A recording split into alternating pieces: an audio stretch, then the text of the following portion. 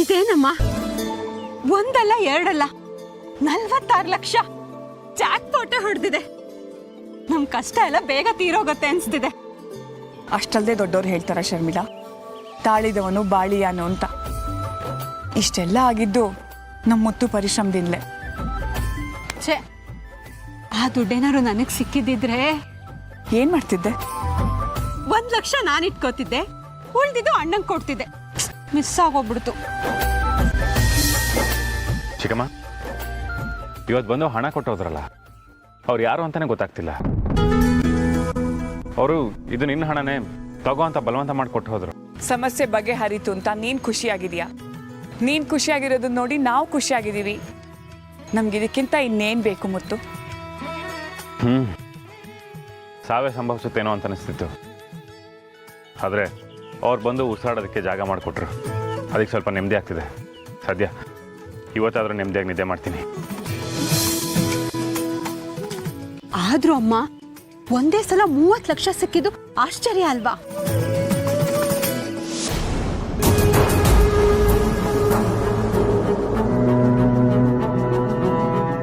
ಆ ದುಡ್ಡು ಬೇರೆ ಯಾರದ್ದು ಅಲ್ಲ, ನಮ್ದು. ಅದ್ ನಮ್ ದುಡ್ಡು ಹೇಗಾಗತ್ತಮ್ಮ? ಮುತ್ತು ನನಗೆ ಕೊಟ್ಟಿದ್ದ ದುಡ್ಡನ್ನ ಬೈರನ್ ಕೈಯಲ್ಲಿ ಕೊಟ್ಟು ಹುಷಾರಾಗಿ ಎತ್ತಿಡು ಅಂತ ಹೇಳಿದ್ದೆ. ಅದು ಎಲ್ಲಿದೆ ಅಂತ ನನಗೂ ಗೊತ್ತಿರಲಿಲ್ಲ. ಅದು ಇವತ್ತು ಸಿಕ್ಕಿದೆ. ನಿನಗೂ ಗೊತ್ತಾಗದೆ ಇರೋ ಜಾಗ ಮನೇಲಿ ಯಾರಿಗೂ ತಿಳಿದೇ ಇರೋದು ಆ ವ್ಯಕ್ತಿಗೆ ಹೇಗಮ್ಮ ಗೊತ್ತಾಯ್ತು? ಎಂತ ದಿವ್ಯ ದೃಷ್ಟಿ ಇರ್ಬೇಕಲ್ವಾ? ಅದಕ್ಕೆ ಅವರು ನನ್ನ ದುಡ್ಡು ಅಂತ ಹೇಳಿಲ್ಲ, ನೇರವಾಗಿ ಮುತ್ತು ದುಡ್ಡು ಅಂತ ಹೇಳಿದ್ರು. ಒಂದ್ ಪವಾಡನೇ ನಡೆದಾಗಿತ್ತು. ದೇವ್ರ ಪ್ರತಿರೂಪನೇ ನಮ್ಮ ಮನೆಗೆ ಬಂದಾಗ ಅನ್ನಿಸ್ತಮ್ಮ.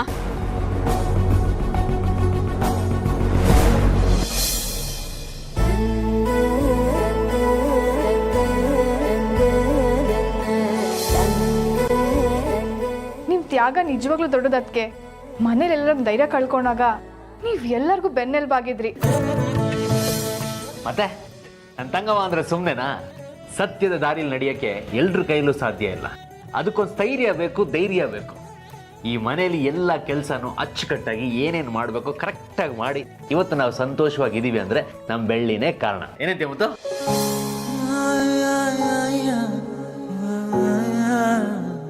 ಬೆಳ್ಳಿ ಬಗ್ಗೆ ಏನು ಹೇಳೋದು? ಬೆಳಕಿದ್ದಾಗ ದೀಪದ ಅವಶ್ಯಕತೆ ಅಷ್ಟು ಗೊತ್ತಾಗಲ್ವಂತೆ. ಕತ್ಲೆ ಬಂದಾಗಲೇ ಅದ್ರ ಬೆಲೆ ಗೊತ್ತಾಗುತ್ತೆ. ಹಾಗೇನೆ ನಮಗೋಸ್ಕರ ಯಾರೆಷ್ಟು ಒಳ್ಳೇದು ಬಯಸ್ತಾರೆ, ಯಾರೆಷ್ಟು ಬೇಡ್ಕೋತಾರೆ ಅನ್ನೋದು ಸಮಸ್ಯೆಗಳು ಜಾಸ್ತಿ ಆದಾಗಲೇ ಗೊತ್ತಾಗೋದು. ದೇವರು ಹೆಣ್ಣಿಗೆ ಯಾಕೆ ಇಷ್ಟೊಂದು ಛಲ ತಾಳ್ಮೆ ಕೊಟ್ಟಿರ್ತಾನೆ ಅಂದರೆ ಇದಕ್ಕೆ. ತೊಂದರೆಗಳು ಅದಾಗೆ ಬಂದವು ಅಥವಾ ನಾವಾಗೆ ತಂದ್ಕೊಂಡು ಗೊತ್ತಿಲ್ಲ. ಆದರೆ ಬೆಳ್ಳಿ, ನಿನ್ನ ಅಚಲವಾದ ಭಕ್ತಿ, ನೀನು ಬೇಡ್ಕೊಂಡಿರೋ ರೀತಿಗೆ ನಮಗೆ ಫಲ ಸಿಕ್ಕಿದೆ. ಸಮಸ್ಯೆಗಳು ಬಾಣದ ಥರ ಒಂದ್ರ ಮೇಲೆ ಒಂದು ಬಂದರು. ಬೆಳ್ಳಿ, ನೀನು ನನ್ನ ಜೊತೆ ನಿಂತೆ. ಇದಕ್ಕೆಲ್ಲ ಸ್ಫೂರ್ತಿನೇ ನೀವು ಮಾವ. ನಾನಾ? ನೀವು ನನ್ನ ಮೇಲೆ ತೋರಿಸಿದ ಪ್ರೀತಿಯಿಂದಾನೆ ನಾನು ಅಷ್ಟು ಧೈರ್ಯವಾಗಿ ನಿಂತ್ಕೊಳ್ಳೋದಕ್ಕಾಗಿತ್ತು. ಮಾವ, ನೀವೀ ಮನೆಗೋಸ್ಕರ, ಈ ಮನೆನ ಉಳಿಸ್ಕೊಳ್ಳೋದಕ್ಕೋಸ್ಕರ ಎಷ್ಟೆಲ್ಲ ಕಷ್ಟಪಟ್ಟಿದ್ದೀರ. ದಿನ ರಾತ್ರಿ ದುಡಿಮೇಲೆ ಕಾಲ ಕಳೀತಾ ಇದ್ರಿ, ಎಷ್ಟೊಂದು ಶ್ರಮ ಪಡ್ತಿದ್ರಿ. ಆ ತ್ಯಾಗದ ಪ್ರತಿಫಲನೇ ಇದೆಲ್ಲ. ನೀನು ಬೇಡಿದ್ದಕ್ಕೆ ಇವತ್ತು ನಮಗೆ ಹಣ ಸಿಕ್ಕಿತು. ಅದೆಲ್ಲ ಸರಿ, ಆದ್ರೆ ಮನೆಗೆ ಬಂದಿದ್ದು ಯಾರು ಅಂತ ಗೊತ್ತಿತ್ತಾ ನಿಮ್ಗೆ? ಎಂ ಈಶ್ವರ್ ಅಂತ.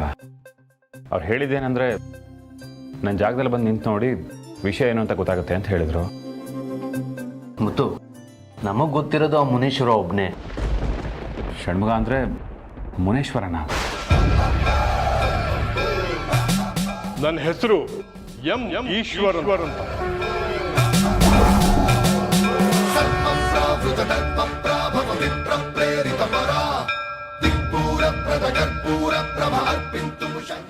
ನಾನು ಎಲ್ಲ ಕಡೆನೂ ಇರ್ತೀನಿ, ಆದರೆ ಕೆಲವರು ಕಣ್ಣಿಗೆ ಮಾತ್ರ ಕಾಣಿಸ್ಕೊಳ್ತೀನಿ. ಎಲ್ರಿಗೂ ಒಳ್ಳೇದ. ನಾನು ಬರ್ತೀನಿ. ಅಂದ್ರೆ ನಮ್ಮ ಮನೆಗೆ ಬಂದಿದ್ದು ಸಾಕ್ಷಾತ್ ಮುನೇಶ್ವರನ್ ಪ್ರತಿರೂಪನ?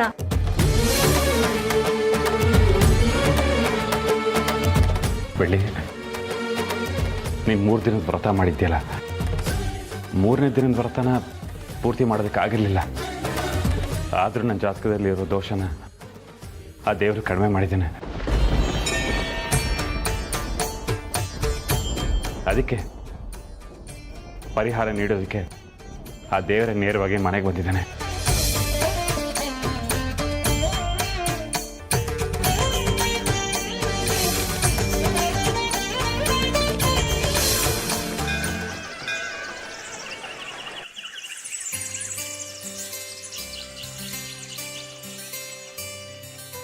ಮಾವ, ಇಷ್ಟು ದಿನ ಕಷ್ಟ ಇತ್ತು ಅಂತ ದೇವಸ್ಥಾನಕ್ಕೆ ಬರ್ತಿದ್ವಿ, ಆದರೆ ಈಗ ಒಳ್ಳೇದಾಗಿದೆ ಅಂತ ಹೇಳ್ಕೊಳಕ್ಕೆ ಬರ್ತಿದ್ದೀವಿ.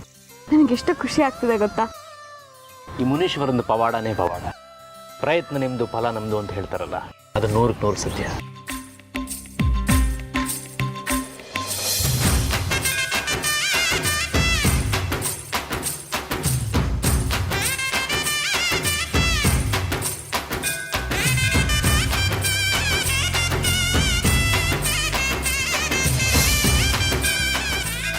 ಇಷ್ಟು ದಿನ ಕಷ್ಟ ಹೇಳ್ಕೊಳ್ಳೋಕ್ಕೆ ಅಂತ ಬರ್ತಿದ್ವಿ, ಎಷ್ಟೋ ದಿನ ಆದಮೇಲೆ ಒಳ್ಳೇದಾಗಿದೆ ಅಂತ ದೇವಸ್ಥಾನಕ್ಕೆ ಬರ್ತಾ ಇದ್ದೀವಿ.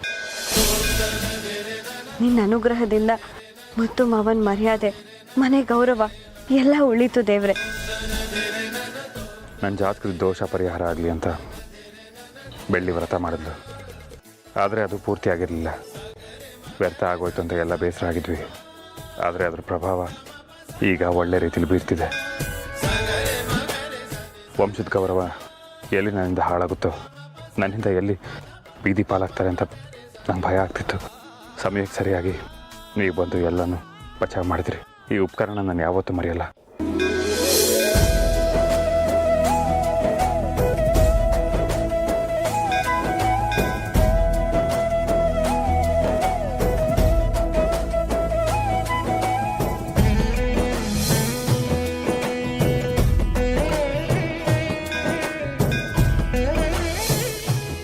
ನಾವು ಅನ್ಕೊಂಡಿದ್ದು ನೆರವೇರ್ಲಿಲ್ಲ ಅಂತ ಗುರಿನಲ್ಲ, ಗುರಿ ಕಡೆ ಹೋಗೋ ದಾರಿನ ಬದಲಾಯಿಸ್ಬೇಕು. ಬೆಳ್ಳಿ ಅದಕ್ಕೆ ಒಂದಲ್ಲ ಎರಡಲ್ಲ ಎಷ್ಟು ರೀತಿ ದೇವ್ರನ್ನ ಬೇಡ್ಕೊಂಡ್ರು ಅಂದರೆ ದೇವ್ರೇ ಬಂದು ವರ ಕೊಡೋ ಹಾಗೆ ಮಾಡಿಬಿಟ್ರು. ಬೆಳ್ಳಿ ಇಲ್ಲ ಅಂದಿದ್ರೆ ನಾನಿವತ್ತು ಜೀವಂತವಾಗಿರ್ತಿರ್ಲಿಲ್ಲ. ನಮ್ಮ ಮನೆ ಮಾತ್ರ ಅಲ್ಲ, ನನ್ನ ಪ್ರಾಣನೂ ಕಾಪಾಡ್ಬಿಟ್ಲ. ಮುತ್ತು, ಏನು ಹೇಳ್ತಿದ್ದೆ ನೀನು?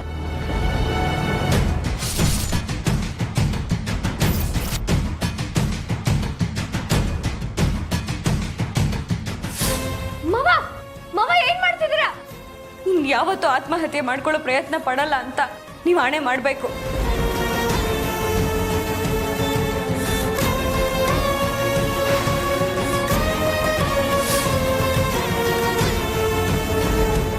ಮುತ್ತು, ಎಂಥ ಕೆಲಸ ಮಾಡ್ಕೋತಾ ಇದ್ದೆ ನೀನು? ನಿನ್ನ ಪಾಲ್ಗೆ ನಾವ್ಯಾರು ಇಲ್ಲ ಅನ್ಕೊಂಡಿದ್ಯಾ? ನಮ್ಮ ಮನೇಲಿ ಎಲ್ಲ ವಿಷಯದಲ್ಲೂ ಧೈರ್ಯವಂತ ಬುದ್ಧಿವಂತ ನೀವಿಂಥ ಕೆಲಸ ಮಾಡ್ಬೋದಾ? ಬೆಳ್ಳಿ, ಈ ವಿಷಯದ ಬಗ್ಗೆ ನೀವ್ಯಾರು ನಮ್ಗೆ ಹೇಳಲೇ ಇಲ್ವಲ್ಲ, ಯಾಕೆ? ನನಗೇನ್ ಮಾಡ್ಬೇಕು ಅಂತಾನೆ ತೋಚ್ಲಿಲ್ಲ ಅಣ್ಣ. ಅವ್ರನ್ನ ಉಳಿಸ್ಕೋಬೇಕು ಅಂತ ಏನೋ ಒಂದು ತೀರ್ಮಾನ ಮಾಡ್ಬಿಟ್ಟೆ. ನೀವು ಎಲ್ಲಾನು ಧೈರ್ಯವಾಗಿ ಎದುರಿಸ್ತೀರಾ. ಅದಕ್ಕೆ ಈ ಮನೆಗೆ ಬಂದಿರೋ ಸಮಸ್ಯೆಗೆ ಪರಿಹಾರ ಹುಡ್ಕೋದು ನಿಮ್ಮಿಂದ ಮಾತ್ರ ಸಾಧ್ಯ. ಪಾಪ ಬೆಳ್ಳಿನೂ ತುಂಬ ಗಾಬರಿ ಆಗಿದ್ಲು. ಅವಳು ನೆನ್ನೆ ಸರಿಯಾಗಿ ನಿದ್ದೆನೂ ಮಾಡಿಲ್ಲ ಅನ್ಸುತ್ತೆ. ಆ ಕ್ಷಣದಲ್ಲಿ ಬೆಳ್ಳಿ ನನ್ನ ಪಕ್ಕ ಇಲ್ಲ ಅಂದಿದ್ರೆ ಇಷ್ಟೊತ್ತಿಗೆ ಏನಾಗ್ತಿತ್ತು ಅಂತ ನನಗೆ ಈಗ ಭಯ ಆಗುತ್ತೆ. ಐಶು, ಷಣ್ಮುಗಣ್ಣ, ಮುತ್ತು ಮಾವ ಆತ್ಮಹತ್ಯೆ ಮಾಡ್ಕೊಳ್ಳೋಕೆ ಪ್ರಯತ್ನ ಪಟ್ಟಿದ್ರು ಅನ್ನೋದನ್ನ ನೀಲಂಬರಿ ಅತ್ತೆಗೆ ಯಾರೂ ಹೇಳಬೇಡಿ. ಅವ್ರಿಗೆ ವಿಷಯ ಗೊತ್ತಾಗೋದು ಬೇಡ. ಮೊದಲೇ ತಾಯಿ ಮನಸ್ಸು. ಈಗಾಗಲೇ ಮನೇಲಿ ನಡೆದಿರೋ ವಿಷಯಕ್ಕೆ ಅವರು ತುಂಬ ಕಷ್ಟಪಡ್ತಿದ್ದಾರೆ. ಈಗ ಈ ವಿಷಯನೂ ಗೊತ್ತಾದ್ರೆ ಅವ್ರ ಕೈಲಿ ತಡ್ಕೊಳ್ಳೋ ಶಕ್ತಿ ಇಲ್ಲ. ಖಂಡಿತ ಅದಕ್ಕೆ ನಾವು ಯಾರಿಗೂ ಹೇಳಲ್ಲ. ಖಂಡಿತ ಈ ವಿಷಯ ನಮ್ಮ 4 ಜನದ ಮಧ್ಯೆನೇ ಇರುತ್ತೆ. ಮಾವ, ಇನ್ಯಾವತ್ತೂ ಆ ಪ್ರಯತ್ನ ಮಾಡಲ್ಲ ಅಂತ ಹೇಳಿದ್ದೀರಾ. ಈಗ ಇದನ್ನು ಯಾರಿಗೂ ಹೇಳಲ್ಲ ಅಂತ ನನಗೆ ಆಣೆ ಮಾಡಿ. ಸರಿ, ಈ ವಿಷಯನ ನಾನು ಯಾರಿಗೂ ಹೇಳಲ್ಲ.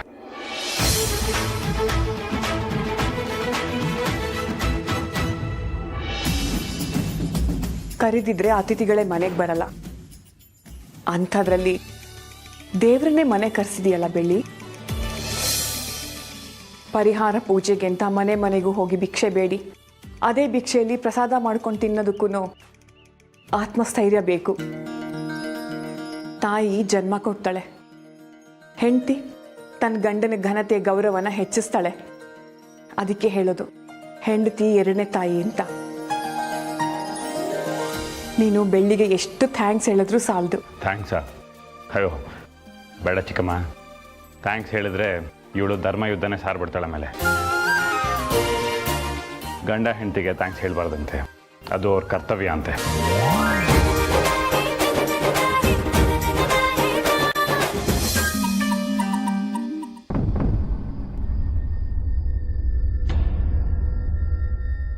ಮಾವ ಮಾವ, ಇದೇನಿದು? ಹೊರಗಡೆ ಎಲ್ಲ ಕರೆಂಟ್ ಇದೆ, ಇಲ್ಲಿ ಲೈಟೇ ಇಲ್ವಲ್ಲ.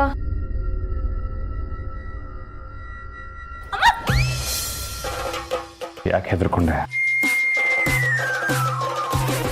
ಬೆಳಕಿರೋ ಟೈಮಲ್ಲಿ ನಿನ್ನ ರೂಮಿಗೆ ಬರೋಕ್ಕೆ ಭಯ ಆಗತ್ತೆ. ಇನ್ನು ಕರೆಂಟ್ ಇಲ್ದಿರೋ ಟೈಮಲ್ಲಿ ಭಯ ಆಗದೆ ಇರುತ್ತಾ? ಏನು ಕೈಯಲ್ಲಿ ಹಾಲು, ಮುಡಿ ತುಂಬ ಹೂವು, ಚೆನ್ನಾಗಿದೆ. ಥ್ಯಾಂಕ್ಸ್. ಥ್ಯಾಂಕ್ಸ್ ಯಾಕೆ? ನಾನು ಹೇಳಿದ್ದು ಹೂವು ಚೆನ್ನಾಗಿದೆ ಅಂತ. ಹೌದಾ? ಸರಿ ಆಯಿತು, ನನಗೆ ಹೂ ಬೇಡ, ತೆಗಿತೀನಿ. ಅಯ್ಯೋ, ಹೂ ಚೆನ್ನಾಗಿದೆ ಅಂತ ಹೇಳಿದ್ನಲ್ಲ, ಏನಕ್ಕೆ ತೆಗಿತೀಯಾ? ನಾನು ಚೆನ್ನಾಗಿಲ್ವಲ್ಲ? ಯಾರು ಹೇಳಿದ್ದು ನೀನು ಚೆನ್ನಾಗಿಲ್ಲ ಅಂತ? ನೀನು ಕೋಪ ಮಾಡ್ಕೊಂಡಾಗ ಇನ್ನೂ ಸುಂದರವಾಗಿ ಕಾಣಿಸ್ತೀಯ, ಅದಕ್ಕೆ ಸ್ವಲ್ಪ ಕೋಪ ಮಾಡ್ಕೊಳ್ಳಿ ಅಂತ ಹಾಗೆ ಹೇಳಿದೆ.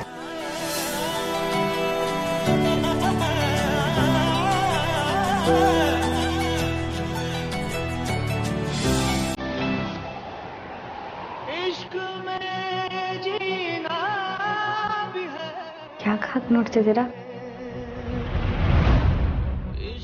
ಯಾಕೆ ಹತ್ರ ಬರ್ತಿದ್ದೀರಾ ಮಾವ?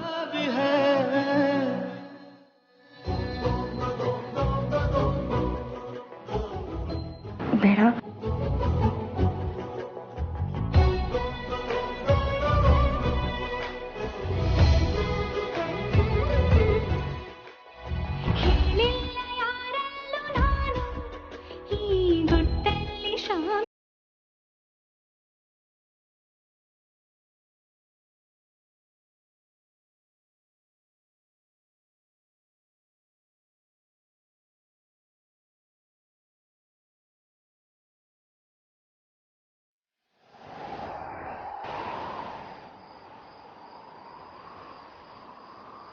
ಇದನ್ನು ನೀವೇನ ಮಾಡಿದ್ದು? ಇಲ್ಲಪ್ಪ, ಅದಕ್ಕೂ ಗೊತ್ತಾಯ್ತು ಅನಿಸುತ್ತೆ, ಅದಕ್ಕೆ ಕರೆಕ್ಟ್ ಟೈಮ್ಗೆ ಹೊರಟೋಗಿದೆ. ನನಗೆ ಭಯ ಆಗ್ತಿದೆ.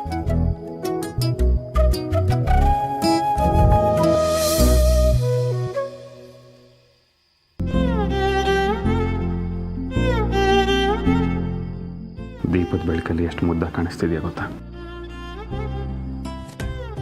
ಇವತ್ತು ಬೆಳಗ್ಗೆಯಿಂದ ನೀವು ನನ್ನನ್ನು ಹೊಗಳ್ತಾನೆ ಇದ್ದೀರಾ.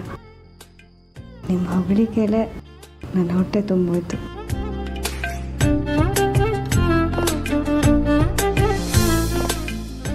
ಆದರೆ ನಂಗೆ ತುಂಬಿಲ್ವಲ್ಲ. ಇನ್ನೂ ಹೊಟ್ಟೆ ತುಂಬಿಲ್ವಾ? ಇರಿ, ಊಟ ಹಾಕ್ಕೊಂಡು ಬರ್ತೀನಿ. ಹೇಳಿ.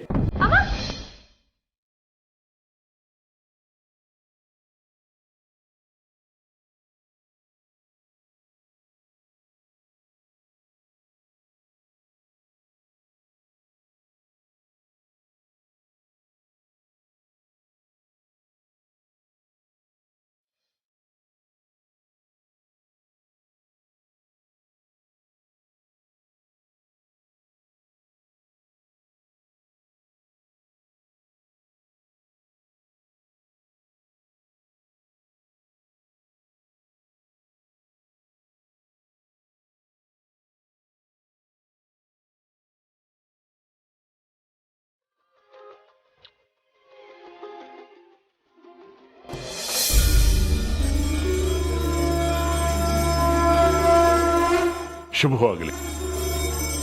ನಿರೀಕ್ಷೆಯಂತೆ ಈಗಾಗಲೇ ಸಾಕಷ್ಟು ಏರುಪೇರುಗಳಾಗಿದೆ ಇಲ್ಲಿ. ಮತ್ತು ಮುಂಗಡವಾಗಿ ಪಡೆದ ಹಣನ ವಾಪಸ್ ಮಾಡ್ಬಿಟ್ಯಾ? ಎಲ್ಲ ತಿಳ್ಕೊಂಡಿರೋರು ನೀವು. ನಿಮಗೆ ಗೊತ್ತಿಲ್ಲದೆ ಇರೋದು ಯಾವುದಿದೆ ಸ್ವಾಮಿ? ಆ ಹಣ ಯಾರ್ದು ಅಂತ ಈಗಾಗಲೇ ಹೇಳಿರ್ಬೇಕಲ್ವಾ? ನೀಲಂಬರಿ ಅತ್ತೆ ಆ ಹಣ ಎಲ್ಲ ಮುತ್ತುಮಾವಂದೆ ಅಂತ ಹೇಳಿದ್ರು. ಹೌದು, ಅದು ಮುತ್ತು ಕಷ್ಟಪಟ್ಟು ಸಂಪಾದನೆ ಮಾಡಿದ್ದು, ಸಕಾಲದಲ್ಲಿ ಉಪಯೋಗ ಬಂದಿದೆ.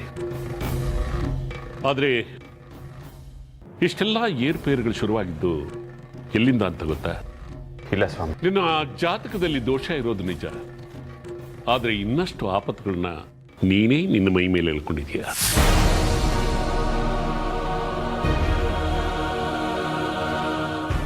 ನೀನು ಹರಿಶ್ಚಂದ್ರನಾಗಿ ತುಂಬಾ ಕಷ್ಟಪಡ್ತೀಯ ಅಂತ ಹೇಳಿದ್ದೆ. ಅದೇ ದಾರಿಯಲ್ಲಿ ನಡೀತೀಯ ಅಂತಲೂ ಹೇಳಿದ್ದೆ. ನೀವು ಹೇಳಿದಾಗೆ ಬೆಳ್ಳಿ ವ್ರತ ಮಾಡಿದ್ಲು. 3ನೇ ದಿನ ವ್ರತ ಮುಗಿಸಿ ಮುನೀಶ್ವರ ಸ್ವಾಮಿ ಅನುಗ್ರಹ ಪಡೆಯಕ್ಕೆ ಮುಂಚೆ ಅಷ್ಟರಲ್ಲಿ ಒಂದು ತೊಡಕಾಗಿ ಎಲ್ಲ ಹಾಳಾಗೋಯ್ತು. ಸಾಕಷ್ಟು ದುಃಖನೂ ಪಟ್ಟಿದ್ದೀರ. ಆದರೆ ವ್ರತದ ಫಲನ ಆ ದೇವರಿಗೆ ಬಿಟ್ಟಿದ್ದೀರ. ಆ ಸ್ವಾಮಿ ಇಲ್ಲಿಗೂ ಬಂದಿದ್ದಾನೆ, ಸಹಾಯನೂ ಮಾಡಿದ್ದಾನೆ.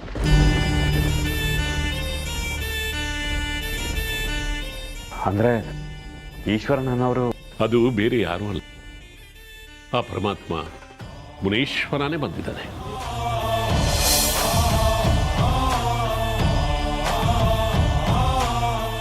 ಸ್ವಾಮಿ, ರೈಸ್ ಮಿಲ್ ಸುಟ್ಟೋಗಿದ್ದು, ಇಟ್ಕೆ ಫ್ಯಾಕ್ಟ್ರಿ ಕುಸಿದಿದ್ದು, 50 ಎಕರೆ ಜಮೀನು ರೋಡಿಗೆ ಹೋಗಿದ್ದು, ಇದು ಯಾವುದ್ರಲ್ಲೂ ನಮ್ಮ ತಪ್ಪಿಲ್ವಲ್ಲ ಸ್ವಾಮಿ? ಅಣ್ಣನ ಕೆಟ್ಟ ಗ್ರಹಗತಿ ಅಂತ ನಾವು ಸುಮ್ಮನೆ ಇದ್ದೀವಿ. ಆದರೆ ಇದರಲ್ಲಿ ಏನಾದರೂ ಕಾರಣ ಇದೆಯಾ ಗುರುಗಳೇ? ಗ್ರಹಗತಿ ಜೊತೆಗೆ ಒಂದಷ್ಟು ದುಷ್ಟಶಕ್ತಿಗಳು ಕೂಡ ಸೇರ್ಕೊಂಡಿದೆ. ಆ ದುಷ್ಟಶಕ್ತಿ ಯಾರು ಅಂತ ನಿಮ್ಗೆಲ್ರಿಗೂ ಗೊತ್ತಿರ್ಬೇಕಲ್ಲ. ಆ ಮಾಯನೇ ಇಷ್ಟೆಲ್ಲ ಮಾಡ್ತಾ ಇರೋದು ಅಂತ ನನಗೆ ಅನ್ನಿಸ್ತದೆ. ಆದ್ರೆ ಮನೇಲಿ ಯಾರು ನಂಬ್ತಾ ಇಲ್ಲ. ಷಣ್ಮುಗ ಹೇಳ್ತಾ ಇರೋದು ಸರಿಯಾಗಿದೆ. ಇದಕ್ಕೆಲ್ಲ ಕಾರಣ ಆ ಮಾಯ.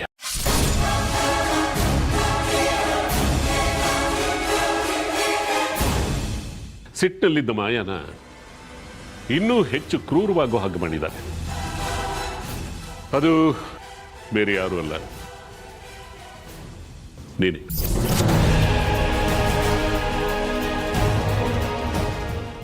ನಾನು ಅಂತ ತಪ್ಪು ನಾನೇನು ಮಾಡಿದ್ದೀನಿ ಸ್ವಾಮಿ? ಒಂದು ಕ್ಷಣ ಹಿಂದಕ್ಕೆ ಹೋಗೋಣ. ನಿನ್ನ ಮಗು ಸಾವಿಗೆ, ಬೈರನ್ ಸಾವಿಗೆ ಮಾಯಾನೇ ಕಾರಣ ಅಂತ ತಿಳಿದಾಗ ನೀನೇನ್ ಮಾಡಿದೆ?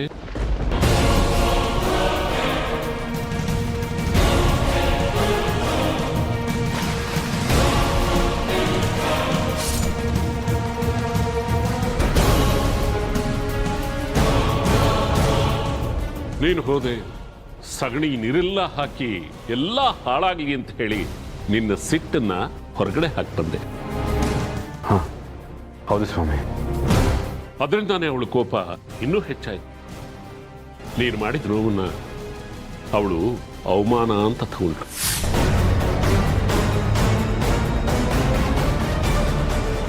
ನನ್ನ ಅವಮಾನ ಮಾಡಿದ ಮುತ್ತು ಮಾವನ್ನ ಬೀದಿಗೆ ತಂದು ನಿಲ್ಲಿಸ್ತೀನಿ ಅಂತ ಹೇಳಿ ಅವತ್ತಿನ ದಿವಸನೇ ಅವಳು ಶಪಥ ಮಾಡಿದ್ಲು.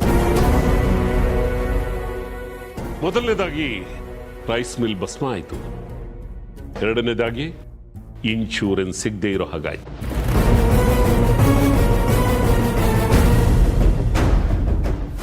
ಇಟ್ಗೆ ಫ್ಯಾಕ್ಟ್ರಿ ಚಾವಣಿ ಕೂಡ ಕುಸ್ತು ಬೀಳೋ ಹಾಗೆ ಮಾಡಿದ್ಲು.